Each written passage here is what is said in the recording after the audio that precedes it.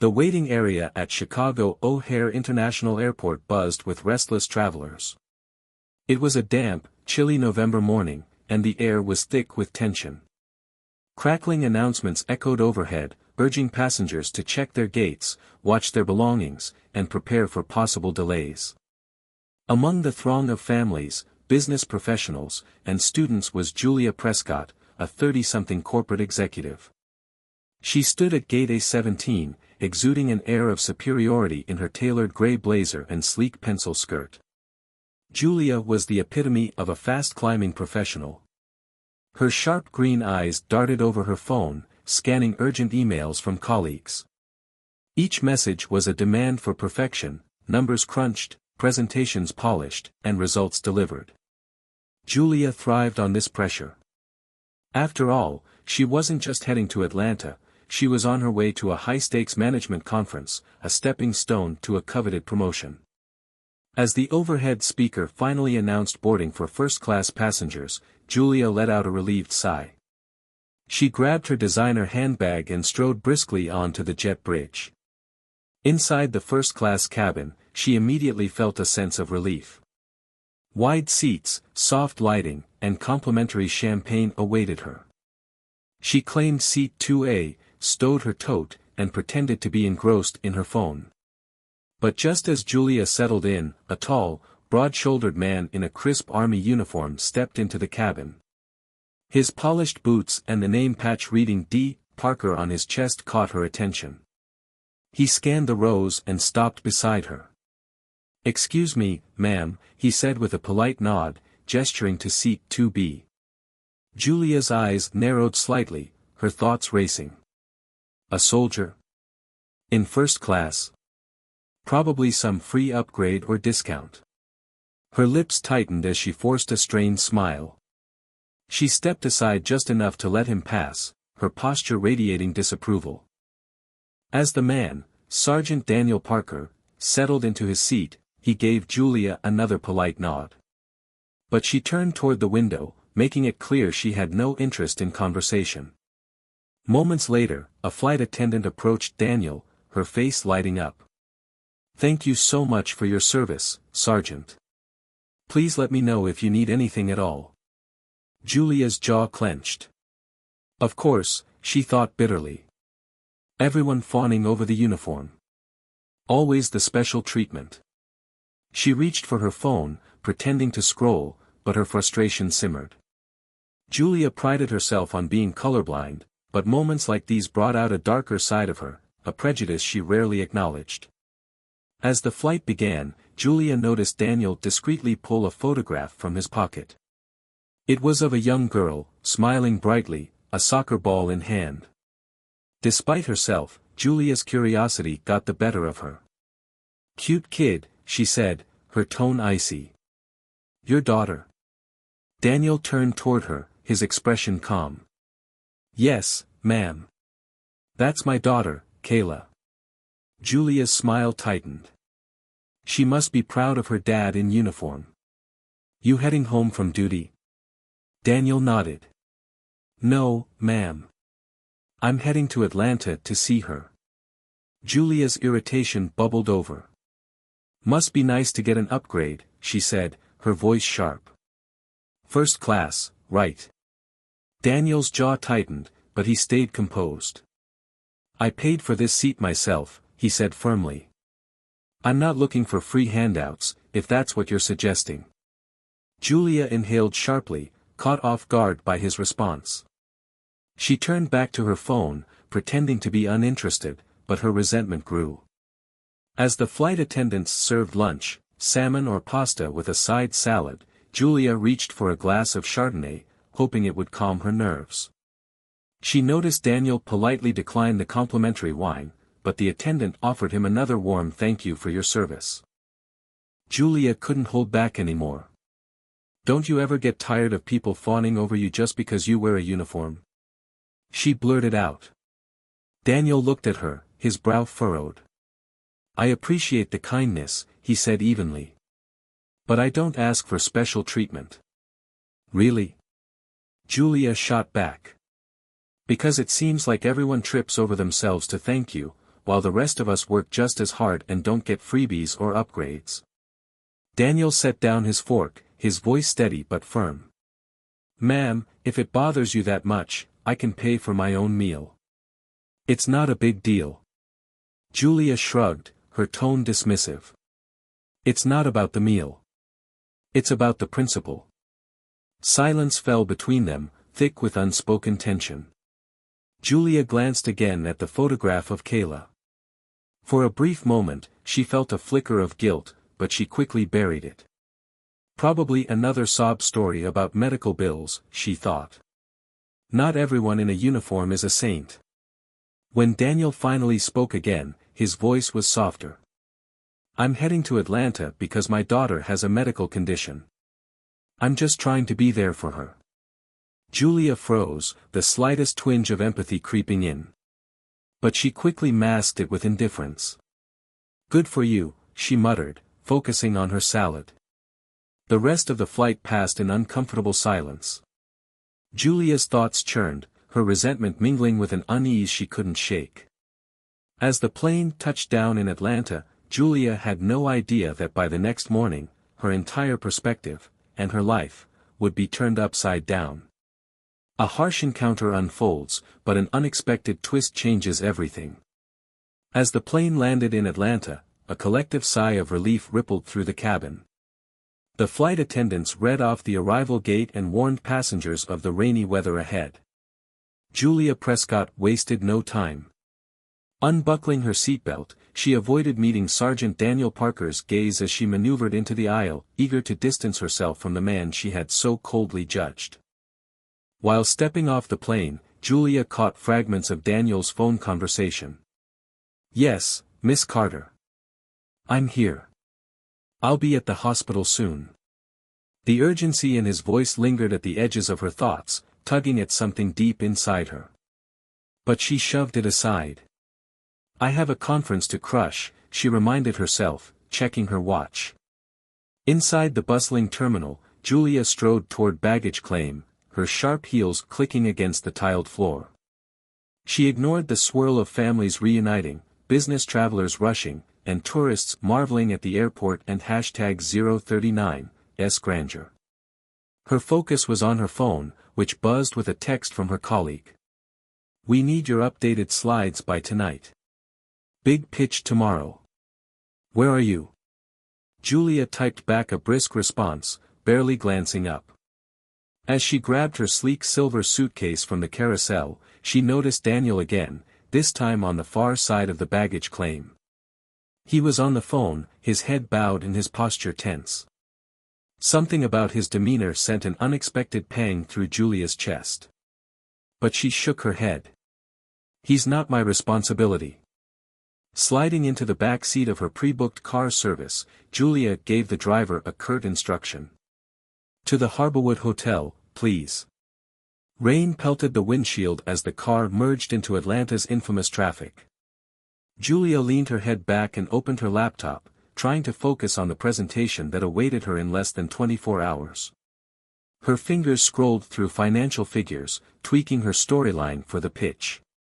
But no matter how hard she tried, she couldn't shake the nagging thoughts. Daniel's calm voice, his mention of his daughter's medical issue, and the flicker of pain in his eyes all replayed in her mind. No, she told herself firmly. I can't let this distract me. Soldiers came home all the time with their sob stories. Life was tough for everyone, wasn't it? The next morning, Julia's corporate conference began in a gleaming downtown skyscraper. The event hall buzzed with chatter about market strategies, leadership theories, and whispers of corporate mergers. Julia thrived on this atmosphere. She shook hands, exchanged business cards, and meticulously set up her laptop for her big presentation. When it was time, she took the stage and delivered a polished pitch. With confidence, she navigated through her slides, weaving in just the right amount of humor. Applause followed, and congratulatory nods affirmed her success. Stepping into a quiet corridor afterward, Julia pulled out her phone to check messages. A notification from a local news app caught her eye. Local army sergeant's child fighting for her life, community rallies for support. The thumbnail showed a small hospital room. Julia's finger hovered over the headline. Just another sad story, she thought. But something compelled her to click. The article opened with a photo of a little girl hooked up to tubes in a pediatric ICU. Julia's heart jolted. It was Kayla, the girl from Daniel's photograph. The caption read, "Kayla Parker, age 9, awaits a specialized surgery not fully covered by military insurance." The story explained that Daniel Parker had returned to the U.S. on emergency leave because Kayla's condition had worsened. She had been diagnosed with a life-threatening congenital heart defect and needed an experimental procedure, one so costly that Daniel had started a fundraiser to bridge the gap left by insurance. Words like insurance gaps and life-threatening jumped out at Julia. Her stomach twisted. She stared at the screen, the memories from the flight flooding back, her sharp remarks, her accusations about him angling for free perks. Shame coursed through her. For the first time, she let herself acknowledge the depth of her cruelty. By the time the conference's cocktail hour rolled around that evening, Julia's usual confidence was now here to be found. She mingled with executives, wearing a sleek black dress and a carefully composed smile, but her thoughts were elsewhere. Every time she tried to focus on conversations about profit margins or quarterly projections, Kayla's innocent face intruded. Julia excused herself from the crowd and found a quiet corner near a window overlooking Atlanta's skyline. She pulled out her phone and reopened the news article. At the bottom was a link to Daniel Parker's fundraiser. Goal, $150,000. Current, $37,000.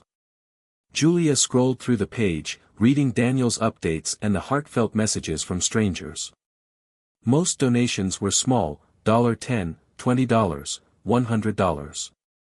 Each message expressed hope and prayers for Kayla's recovery. Julia's chest tightened.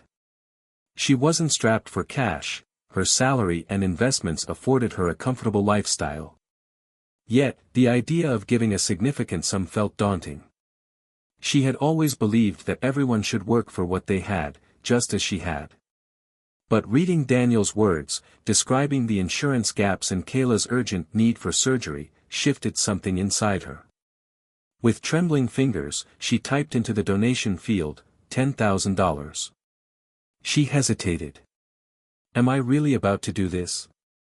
Her mind flashed back to Daniel's quiet dignity, his unwavering composure even as she insulted him. Guilt weighed heavily on her. Slowly, she hit submit. A confirmation screen popped up, thanking her for her generosity. Julia stared at the message, her heart pounding. She realized too late that her name, Julia Prescott, wasn't anonymous. Daniel would see it. Setting her phone down, Julia pressed her fingertips to her temples. The donation, while significant, felt like only the first step. I owe them more than money, she whispered to herself. I owe them an apology. The next morning, Julia woke before dawn, her thoughts restless. She scribbled a quick note for her conference team. I'll be occupied today. Back tomorrow. What happened next would change her life forever. The fear in her eyes was unmistakable. I and #039, LL see you soon, sweetheart, Daniel said, his voice thick with emotion. Julia squeezed Kayla and #039's hand gently. You and #039, the bravest person I know, she whispered, fighting back tears. Kayla nodded and was wheeled away. Daniel and Julia stood in silence, staring at the doors that had just closed behind Kayla. The sterile corridor felt oppressively quiet. Daniel leaned against the wall, his head in his hands. Julia wanted to say something comforting but found herself at a loss. Instead, she simply sat down beside him on the bench, her presence quiet but steady. Hours passed. The clock on the wall seemed to move in slow motion, each minute stretching into an eternity. Nurses and doctors came and went, but no one brought news. Julia offered Daniel a cup of coffee from the vending machine, but he barely touched it. She could feel the weight of his anxiety, a reflection of her own. Finally, a surgeon emerged from the double doors. Both Daniel and Julia jumped to their feet. The doctor removed his mask, revealing a faint smile. "The surgery went well," he said. Kayla and #039's heart responded better than we expected. "She's not out of the woods yet, but this was a big step forward." Daniel exhaled sharply, his shoulders sagging with relief. "Thank you," he murmured, his voice breaking. He turned to Julia, his eyes glistening. "Thank you for everything. I don't know how we'd have gotten here without you." Julia felt a lump in her throat. "You don't have to thank me," she said softly. I couldn't stand by and do nothing. Kayla deserves every chance to live her best life." As they were allowed into the recovery room to see Kayla, Julia felt a sense of fulfillment unlike anything she'd experienced before. Kayla was groggy but awake, her small hand reaching out weakly toward her father. Daniel took her hand, his expression a mixture of overwhelming relief and love. Julia stood back, watching the tender moment between father and daughter. She felt an ache in her chest, an unfamiliar blend of joy and bittersweet realization. In the days that followed, Kayla continued to recover steadily. Julia split her time between the hospital and tying up loose ends at the conference. The big pitch her team had worked on was successful, even in her absence. But for the first time in her life, corporate accolades felt secondary.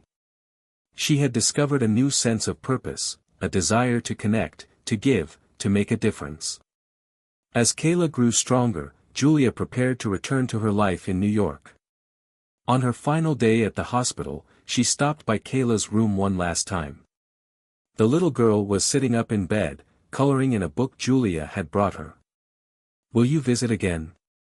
Kayla asked, looking up with hopeful eyes. Julia knelt beside her. "I'll try my best," she promised, her voice thick with emotion. "And I'll always be rooting for you, no matter where I am." Daniel walked her to the parking lot. The winter sun cast long shadows across the pavement. "I don't know how to say goodbye," he admitted. "You've become such a big part of this." Julia smiled gently. "This isn't goodbye, Daniel. You have my number. And I expect updates, lots of them." He nodded, his expression softening. "I will. And Julia. I misjudged you at first. You're not just a corporate shark. You've got a heart, a big one." Julia chuckled, feeling a tear slip down her cheek. "Don't let that get out.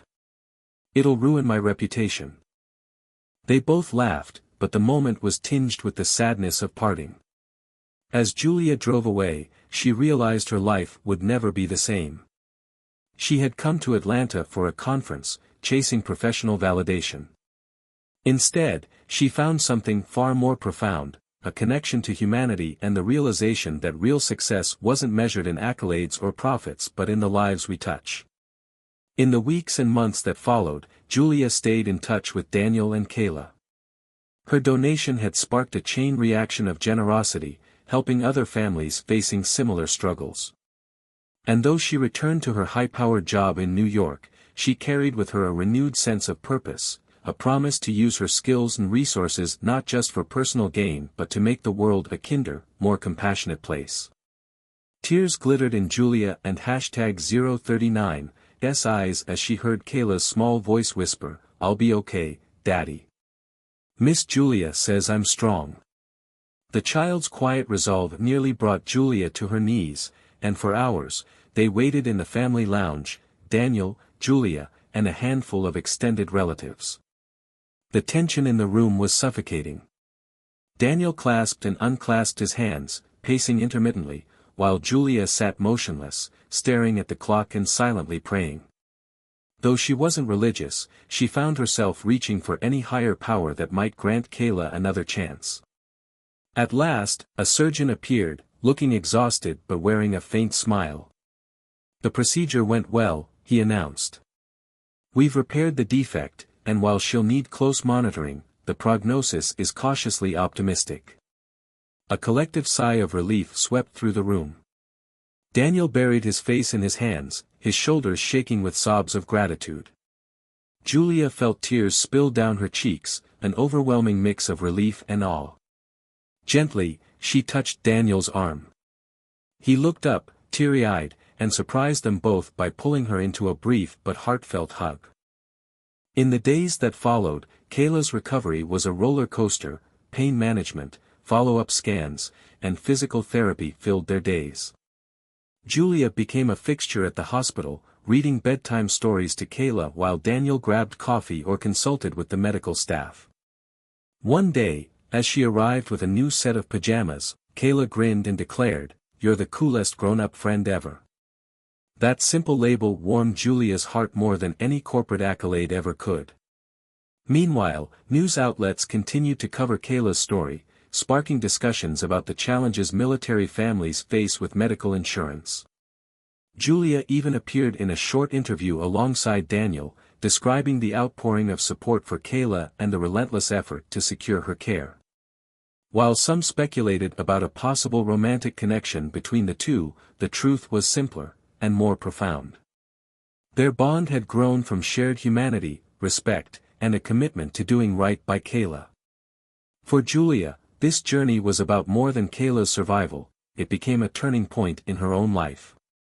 Confronting her past prejudices wasn't easy, but she sought counseling to unpack how growing up in a privileged, predominantly white community had subtly shaped her biases. She recalled the casual racism she'd heard from relatives and how it had warped her view of people like Daniel. The encounter on the plane had forced her to see the harm those views could inflict, and to commit to change. Kayla's health continued to improve, and the day of her partial discharge felt like a victory. Wearing sneakers that lit up with every step, Kayla hugged Julia tightly. "Thank you for helping me, Miss Julia. I hope you'll still come see me, even though I'm not in the hospital anymore." Julia swallowed the lump in her throat. "I promise I will," she whispered. Daniel helped Kayla into a wheelchair for the final hospital procedures. Then, turning to Julia, he spoke quietly, "I can't repay you for everything you've done. I know it started with a donation, but you went far beyond that. You've been here, fighting alongside me. I'll never forget it." Looking at him, the man she had once treated with contempt, Julia smiled softly. "Just keep letting me be part of Kayla's life. That's all the repayment I need." In the months that followed, Kayla adjusted to her new medication regimen, slowly reclaiming pieces of her childhood. She went on short walks in the park, sketched drawings, and giggled with delight as Daniel gently tossed a foam football to her. Julia, now deeply entwined in their lives, coordinated meal trains, brought groceries, and even helped Kayla with schoolwork during her recovery. Professionally, Julia's perspective had shifted. The corporate world that once defined her began to pale in comparison to the real, tangible impact she could make. She advocated for philanthropic initiatives within her company, successfully persuading management to launch a program supporting families like Daniel's. For the first time, her ambition wasn't about climbing the corporate ladder, it was about driving meaningful change. 3 months after Kayla's surgery, Julia attended a barbecue at Daniel's aunt's house. The modest backyard was alive with laughter as Kayla played with her cousins, carefully minding her healing heart. Julia watched from a picnic table, feeling an unexpected sense of belonging. Though she was the only white person there, for the first time, she didn't feel like an outsider. She felt embraced. Later, as fireflies danced in the cool autumn air, Kayla settled beside Julia with a book in her hands. "Can we read a story?" she asked, her eyes sparkling. "Of course," Julia said, pulling her close. Under the glow of the porch light, her voice wove tales of brave princesses and loyal knights. Kayla leaned her head against Julia's arm, her breathing slow and steady. Daniel stood nearby, his arms crossed, watching the scene. When their eyes met, he mouthed a silent, "Thank you." In that moment, Julia felt the last remnants of her old self slip away. The cruel words she'd spoken on that flight could never be undone, but she knew her actions now spoke louder. This was her redemption, not just for Daniel and Kayla but for herself, a chance to live with compassion and integrity. In the years that followed, Kayla thrived. Each checkup brought better news, and Julia remained a constant presence, watching her grow into a strong, confident young girl. Together, Julia, Daniel, and Kayla became an unconventional family, united not by blood but by gratitude, love, and a shared determination to lift one another through life's storms. What began as a hateful encounter on an overbooked flight had transformed into something extraordinary, a testament to the power of empathy, redemption, and the willingness to change. It was proof that even the ugliest parts of ourselves can be overcome with honesty, kindness, and the courage to embrace our shared humanity.